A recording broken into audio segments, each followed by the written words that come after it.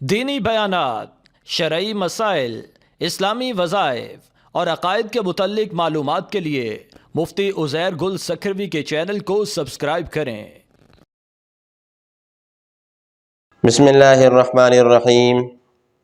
آج کا سوال ایک آیا ہے کہ کیا بخاری شریف کے اندر ایسی کوئی حدیث موجود ہے کہ جس میں یہ بیان ہے کہ میت کی وجہ سے اس کے جنازے میں شریک ہونے والوں کی مغفرت ہو جاتی ہے، یا جنازے میں شریک ہونے والوں کی وجہ سے میت کی مغفرت ہوتی ہے؟ اگر ایسی کوئی حدیث ہے تو اس کی آپ وضاحت کریں۔ اور اسی کے ساتھ ساتھ یہ کہ جب یہ حدیث میں آیا ہے کہ 40 آدمی جب کسی کے جنازے میں شرکت کریں تو اس کی مغفرت کی جاتی ہے، تو پھر عمل کرنے کی کیا ضرورت ہے؟ اس کی وضاحت فرمائیں۔ ماشاءاللہ اچھا سوال ہے۔ دیکھیں جی، آپ کے سوال کی دو شقیں ہیں۔ پہلی شق یہ ہے کہ جنازے میں شریک ہونے والوں کی وجہ سے میت کی مغفرت ہوتی ہے، یا میت کی وجہ سے جنازے میں آنے والوں کی مغفرت ہوتی ہے۔ تو دیکھیں جی، اس میں ایک تو یہ آپ نے کہا کہ بخاری شریف کا حوالہ میں ذکر کروں، تو سب سے پہلی بات یہ ہے کہ ہر بات میں بخاری شریف کی حدیث کے لانے کی ضرورت نہیں ہے۔ کوئی حدیث ہو سکتی ہے اس کے اندر وہاں سے جواب مل سکتا ہے، اور کوئی حدیث وہاں پہ نہیں ہوگی۔ احادیث کا ذخیرہ بہت زیادہ ہے، تو دیگر کتب احادیث کے اندر کوئی حدیث مل سکتی ہے جس کا جواب اس میں ہو۔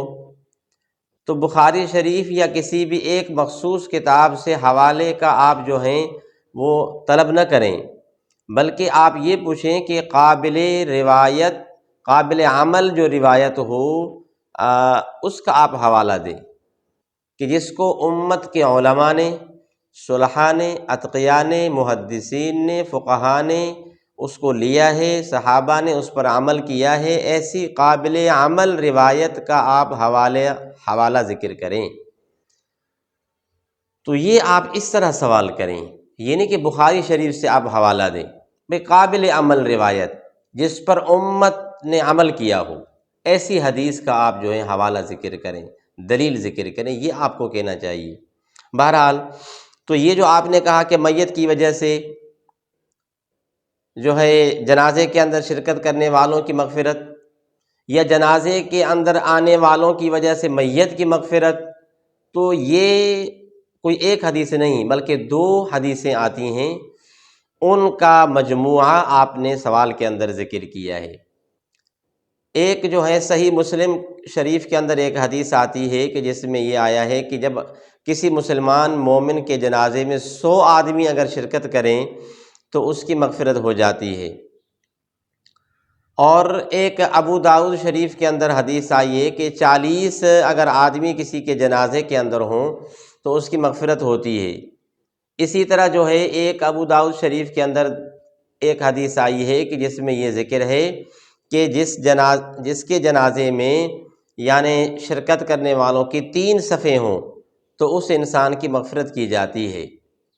اور اسی طرح یہ بھی ایک حدیث میں آیا ہے کہ مومن کا مرنے کے بعد سب سے پہلا اس کا تحفہ یہ ہے کہ اس کے جنازے کے اندر شرکت کرنے والوں کی مغفرت کی جاتی ہے۔ اسی طرح ایک حدیث میں آیا کہ مومن مسلمان جس کی زندگی سنت کے مطابق گزری ہے، تو سب سے پہلے اس مومن کا بدلہ اور صلہ اور تحفہ قیامت کے دن یہ ہوگا کہ اس کے مرنے کے بعد اس کے جنازے میں شرکت کرنے والے لوگوں کی مغفرت کی جائے گی۔ تو یعنی دونوں قسم کی احادیث ملتی ہیں، ابو داؤد شریف میں ہیں، مسلم شریف میں ہیں، دیگر جو ہیں کتب احادیث کے اندر موجود ہیں۔ تو یہ بات بالکل صحیح ہے کہ بھائی جنازے میں شرکت کرنے والوں کی وجہ سے میت کی مغفرت، یا میت کی وجہ سے جنازے میں شرکت کرنے والوں کی مغفرت، تو یہ دونوں قسم کی احادیث ملتی ہیں۔ یہ ایک قسم کی فضیلت ہے، اس میں شامل ہونا چاہیے۔ دوسرا آپ کا سوال یہ تھا آخر میں، دوسری سوال کی شکل یہ تھی کہ جب جنازے میں 40 آدمی شریک ہو جائیں تو اس کی مغفرت ہو جاتی ہے، تو پھر عمل کرنے کی کیا ضرورت ہے؟ دیکھیں جی، ایسا نہیں ہے۔ انسان کے آپ جسم کو دیکھیں، انسان کی باڈی کو آپ دیکھیں کہ اس کے اندر دل بھی آپ کو ملتا ہے، گردے ملتے ہیں، دوسرے اعضاء ملتے ہیں، جگر ہے، بہت ساری چیزیں ہیں۔ تو کوئی بھی ڈاکٹر، کوئی بھی ماہر حکیم آپ کو یہ نہیں کہہ سکتا ہے کہ بس صرف دل کو آپ جو ہے اس کا خیال کریں اور آپ کے دل صحیح ہو، باقی اعضاء بھلے جو ہیں وہ آپ کے بیمار ہو جائے، کوئی مسئلہ نہیں ہے۔ بلکہ آپ کو کہیں گے بھائی تمام اعضاء، جسم کے تمام اعضاء کے صحت کا ہونا ضروری ہے۔ ایسی آپ خوراک، ایسی اشیاء آپ استعمال کریں کہ جس سے آپ کا دل، دماغ، آپ کے گردے، آپ کے تمام جسم کے جو پارٹز ہیں وہ صحیح ہونے چاہیے۔ تو اسی طرح نماز کی اپنی ضرورت ہے، روزے کی اپنی ضرورت ہے، اور اسی طرح زکوٰۃ کی اور تمام اعمال کی، صدقہ کی، خیرات کی، جنازے کے اندر جو ہیں لوگوں کی شرکت کی، کثرت کی، ان تمام چیزوں کی انسان کو ضرورت ہے۔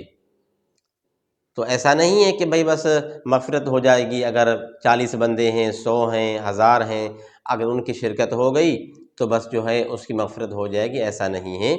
بلکہ زندگی بھی اس کی جو ہے سنت کے مطابق گزری ہو، ایک اللہ کو ماننے والا ہو، یعنی ایمان ہو، ایمان کے بعد اس کی زندگی سنت کے مطابق گزری ہو، اور پھر اس کی جو ہے جنازے کے اندر لوگوں کی شرکت کی کثرت ہو، تو یہ تمام چیزوں کو ملا کر کے پھر جو ہے وہ مغفرت حاصل ہوتی ہے۔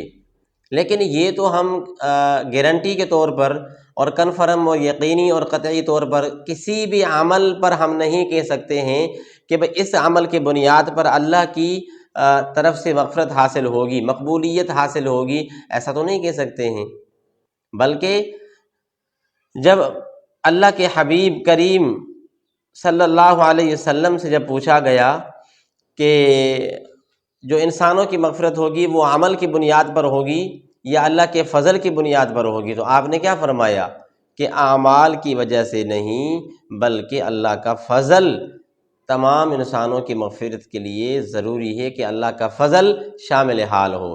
یہاں تک کہ جب آپ سے پوچھا گیا کہ آپ کے بارے میں آپ کیا کہتے ہیں، اپنے بارے میں، تو فرمایا کہ میں بھی اللہ کے فضل کا محتاج ہوں۔ لیکن عمل، پھر عمل کی کیا رہ جاتی ہے حیثیت؟ عمل کی یہ حیثیت ہے کہ عمل اس کی طرف متوجہ ہوتا ہے، یعنی اللہ کا فضل اس کی طرف متوجہ ہوتا ہے جس کی زندگی کے اندر عمل رہتا ہے۔ عمل علامت ہے فضل کی، ایک نشانی ہے کہ اللہ کا فضل اس کی طرف متوجہ ہوگا جس کی زندگی اعمال والی گزری ہے، اچھے اعمال والی گزری ہے۔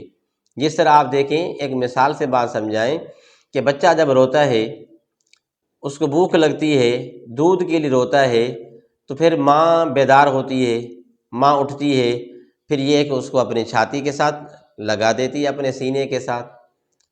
تو دیکھیں بچے کے دودھ ملنے کا سبب اور بنیاد اور وجہ کیا بنا؟ اس کا رونا، بھوک کا لگنا نہیں بلکہ اس کا رونا۔